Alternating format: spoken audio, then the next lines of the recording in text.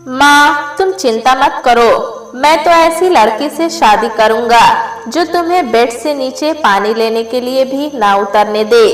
चाय और खाना तो दूर की बात है, और अगर उसने मेरी बात नहीं मानी फिर तो भेज दूंगा उसी पल उसे उसके बाप के घर। देवर की कड़वी बातें रमा के कानों में तीर की तरह चुभ रही थी। रोती हुई रमा देवर की कड़वी बातें सुनकर भी चुपचाप रसोई में खाना बना रही थी।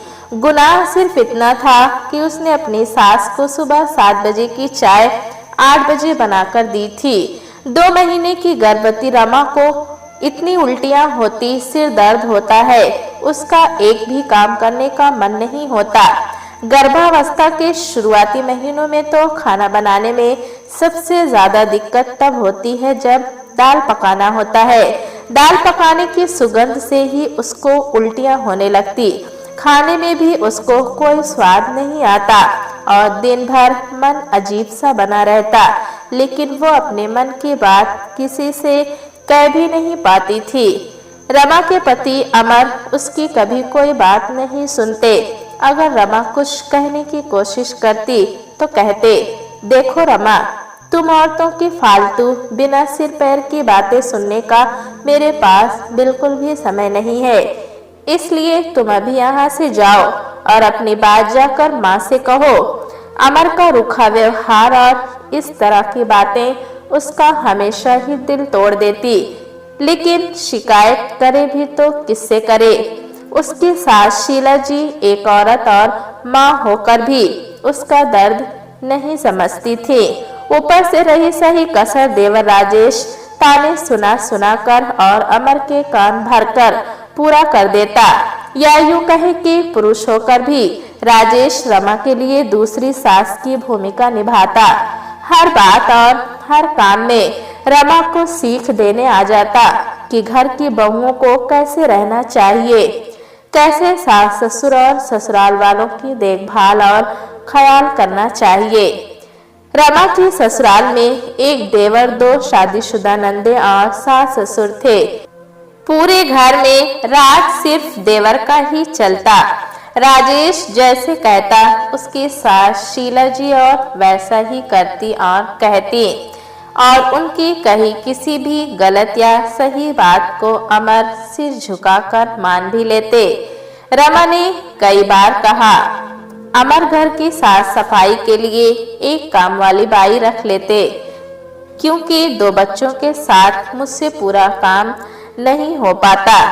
लेकिन राजेश के कहे शब्द अमर भी रमा के सामने दोहरा देता, तुम 2 बच्चों के साथ काम नहीं कर पाती और मेरी माँ 4 बच्चों के साथ कैसे घर के सारे काम करती थी।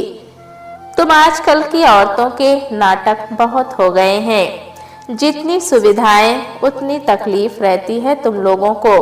रमा ने चुप रहकर सब कुछ चुपचाप सुनने की वजह से पहले बच्चे के जन्म में बहुत तकलीफ झेली, लेकिन समय के साथ रमा ने अपना मुंह खोलना शुरू किया और सीधा बगावती हो गई। उसने दूसरे बच्चे के जन्म के समय सीधे शब्दों में कह दिया कि मैं अपने मायके जा रही हूँ और मुझसे अब आप सब किसी काम की उम्मीद मत रखना, जितना बन पड़ेगा उतना ही करूँगी, बाकी का आप सब खुद देख लो कैसे करना है। जिसका नतीजा ये हुआ कि उसको दूसरे बच्चे के जन्म के बाद भी 6 महीने के लिए मायके छोड़ दिया गया, ताकि उसे एहसास कराया जा सके कि उसके रहने न रहने से उन लोगों को कोई फर्क नहीं पड़ता। अमर के सिवाय रमा के बेटे को देखने ससुराल से कोई अन्य सदस्य नहीं आया, लेकिन बच्चों के मोह के कारण अमर रमा को अपने साथ लेकर घर आ गया। इधर शीला जी और राजेश का व्यवहार वैसे का वैसा ही रहा, लेकिन रमा भी अपने कहे अनुसार उतना ही काम करती जितना उससे हो पाता। दोनों नंदे फोन से तो देवर और सास घर में रोज रोज रमा को ताने देना और बातें सुनाना शुरू कर दिए।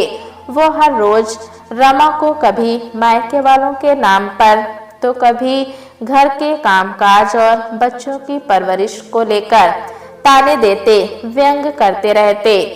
रमा भी अब पलटकर हर गलत बात का तुरंत जवाब देती, जिससे घर में हर रोज झगड़े शुरू हो गए।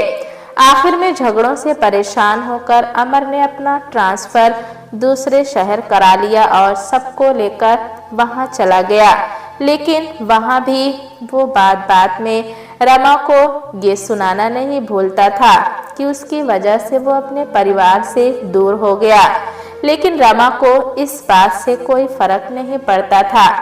उसको अब सिर्फ अपने बच्चों की फिक्र रहती और उनकी खुशी में उनके साथ खुश रहती।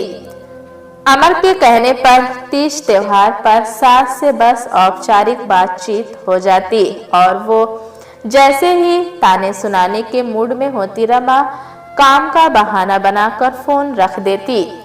इसी तरह रमा के दिन बीतते गए। रमा की शादी के 10 सालों बाद देवर राजेश की शादी हुई। राजेश की शादी में रमा ने सिर्फ शादी होने तक रुकी और सारी रस्में खत्म होते वो वापस चली गई। न उससे किसी ने ज्यादा मतलब रखा और बातचीत करने की कोशिश की, न ही उसने की, क्योंकि रमा को दिए जाने वाले ताने और व्यंग कटु थे और आने वाली बहू से अपार उम्मीदें, जिस वजह से रमा चुप ही रही।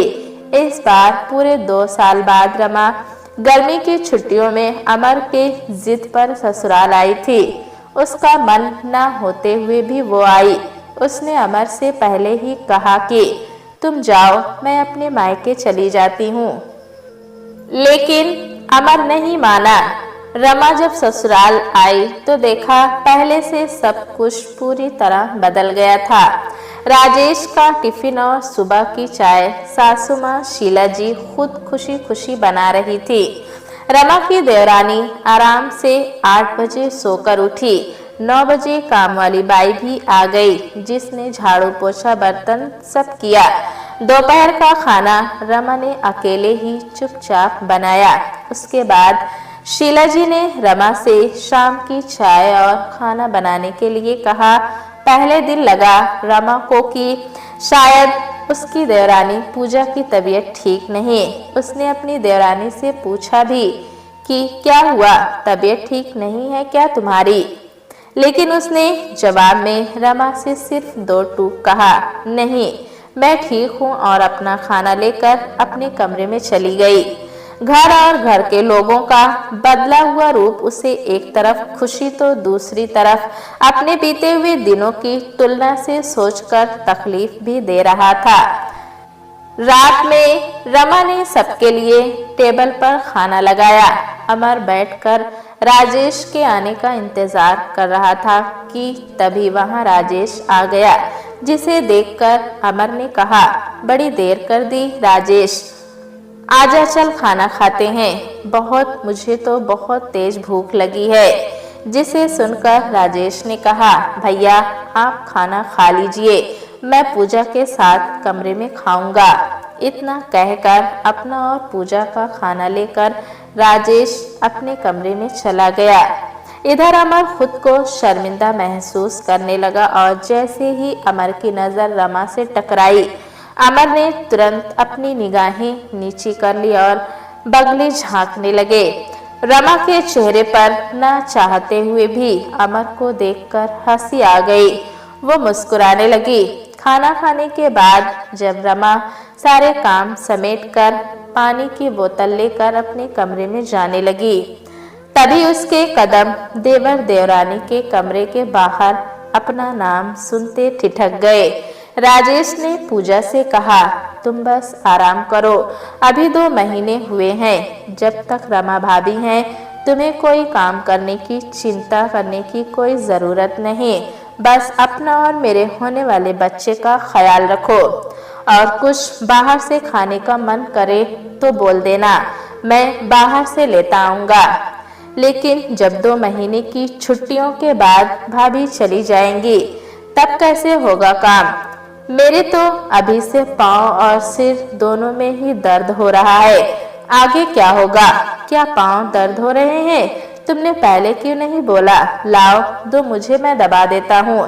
तुम चिंता मत करो, भाभी के जाने के बाद मैं खाना बनाने वाली भी रख लूंगा और बाकी बचे काम माँ देख लेंगी। रमा को उनकी बातें सुनकर बहुत गुस्सा आया। वो जैसे ही कमरे में जाने के लिए पलटी तो देखा कि पीछे अमर खड़े थे, जिन्होंने भी शायद पूरी बात सुन ली थी।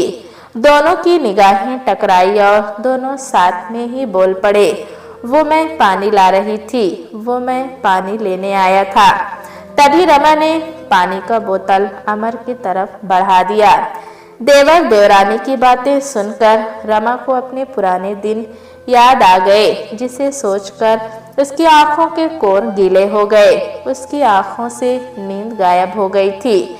इधर अमर भी बेड पर बंद आंखों से सोने का नाटक कर रहा था। तभी उसने रमा की तरफ अपनी गर्दन घुमाकर कहा, रमा, तुमको अपने मायके जाना था ना, सुबह उठकर सामान पैक कर लेना, मैं तुम्हें छोड़ दूंगा। तुम आराम से अपनी छुट्टी बिताकर सीधा अपने घर आ जाना। और इतना कहकर करवट लेकर वापस सो गया। करवट बदलते बदलते रमा ये सोच रही थी कि लोग कितनी जल्दी बदल जाते हैं। अमर की बातें भी उसे कोई सहानुभूति नहीं दे रही थी, क्योंकि जब तक वो अमर को प्यार और अपनेपन से समझाने की कोशिश कर रही थी, तब तक अमर नहीं समझे। लेकिन आज जब खुद का अपमान हुआ तो बात समझ में आ गई। ये सब कुछ सोचते सोचते उसकी आंख कब लग गई उसको पता ही नहीं चला। अगले दिन सुबह रमा रसोई में गई तो देखा शीला जी और राजेश वहां पहले से मौजूद थे। शीला जी ने रमा से कहा, बहू, लगता है अकेले रहते रहते देर से सोकर उठने की आदत हो गई है तुम्हारी। तभी राजेश ने फिर तपाक से रमा पर व्यंग करते हुए कहा, अरे माँ, तुम बहुत भोली हो, इसलिए तो औरतें अलग रहने जाती हैं कि सब कुछ अपने हिसाब से कर सकें। आप तो बेकार में उम्मीद लगाए रहती हैं। आपने क्या सोचा कि आपकी सेवा होगी? आपको चाय नाश्ता खाना समय से बनाकर मिलेगा। गर्मी की छुट्टियों में कुछ औरतें सिर्फ बस मजबूरी में दिखावा करने आती हैं। तब रमा ने कहा, देवर जी, आप तो ताना मारने और दूसरों की औरतं को सिखाने में औरतों से भी 10 कदम आगे हैं। जितनी सीख आपने आज तक मुझे दी, उतनी सीख पूजा को देना भूल गए आप। कहाँ गए आपके वादे इरादे की चाय खाना नाश्ता? क्या आपकी बीवी तो माँ जी को पानी भी बेड पर उनके हाथ में देगी? पानी देना तो दूर, माँ जी तो चाय नाश्ता भी खुद ही बना रही हैं, जो कि मेरे यहाँ रहते तो उन्होंने कभी नहीं किया था। वैसे मैं आप लोगों को यहाँ ये बताने आई थी कि मैं अभी थोड़ी देर में अपने मायके जा रही हूँ। रमा को इतना कहते सुनकर राजेश को बहुत गुस्सा आया। पीछे खड़े अमर से उसने कहा, भैया, देखा भाभी की जुबान कैसे कैंची की तरह चल रही है और आप चुपचाप खड़े होकर सुन रहे हैं। जब मायके ही इनको जाना था तो फिर 2 दिन के लिए यहाँ आकर दुनिया को दिखाने की क्या जरूरत थी? तब अमर ने पहली बार मुंह खोला, राजेश, अब मैं रमा के पैर तो दबा नहीं सकता, तो पति होने के नाते उसकी सही बात चुपचाप सुन तो सकता हूँ। वैसे भी पहले बहुत सारी गलतियाँ कर चुका हूँ रमा के मामले में, अब गलती नहीं करना चाहता। अब मुझे अपनी गलती समझ में आ गई है, इसलिए बाकी पतियों की तरह मैं भी अपनी पत्नी की खुशियों का ख्याल रखूंगा। हर बार रमा को मेरी वजह से रोकर अकेले अपने मायके जाना होता है। इस बार मैं खुद उसे खुशी खुशी मायके छोड़कर आऊंगा।